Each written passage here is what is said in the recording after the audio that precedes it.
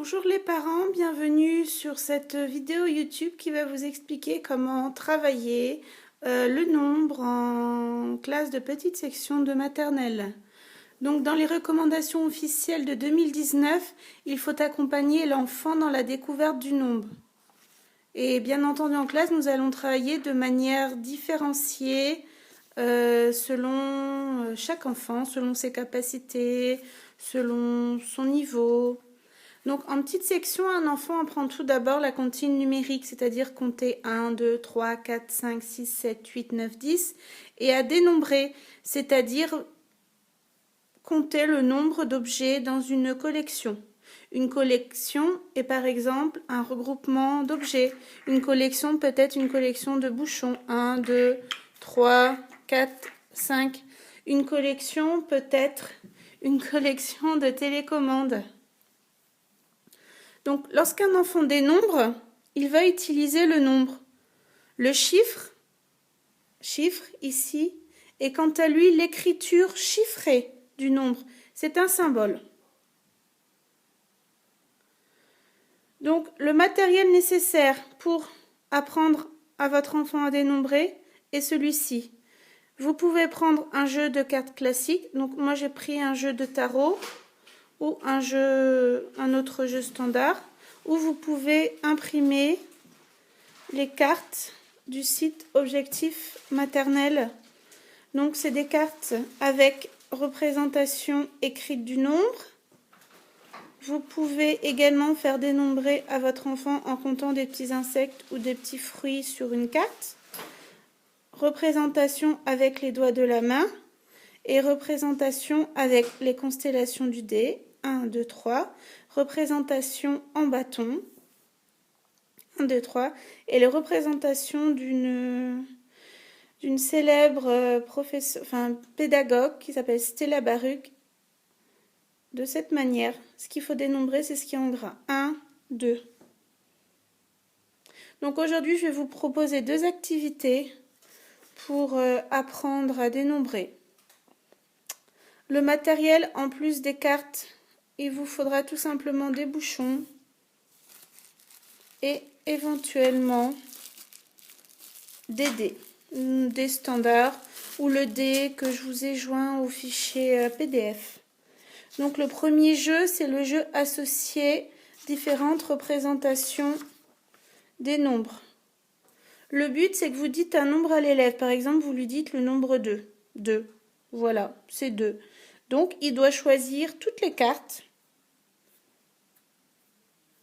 qui représente le nombre 2, 2 devenant bien entendu la carte cible. Par hasard ici, qu'est-ce qu'il va choisir pour le nombre 2?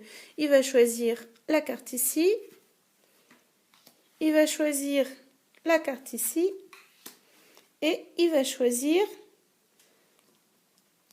la carte ici pour le nombre 2. Pour faire vérifier l'enfant, tout simplement, vous pouvez le faire vérifier en prenant des bouchons ou autre chose, des jetons, des petits chevaux, ce que vous voulez. Et vous lui faites compter 1 et 2. Pour les petites sections, vous pouvez aller de 1 jusqu'à 3, voire 4. Pour les moyennes sections, vous pouvez aller jusqu'à 6, 7. Et pour les grandes sections, vous pouvez aller jusqu'à 10.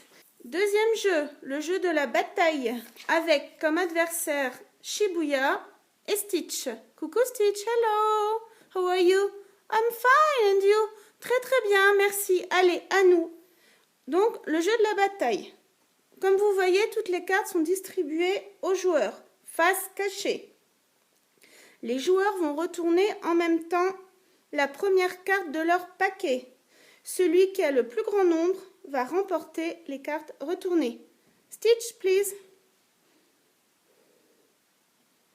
Ah, Stitch a 1. Shibuya a 2. Shibuya remporte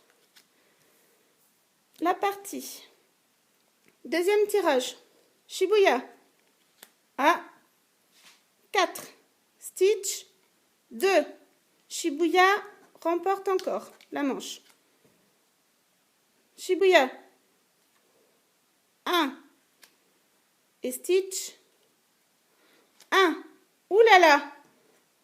Oh, il y a une égalité. Alors, s'il s'agit des deux mêmes nombres, il y a bataille de nombres. Les joueurs vont alors retourner une deuxième carte.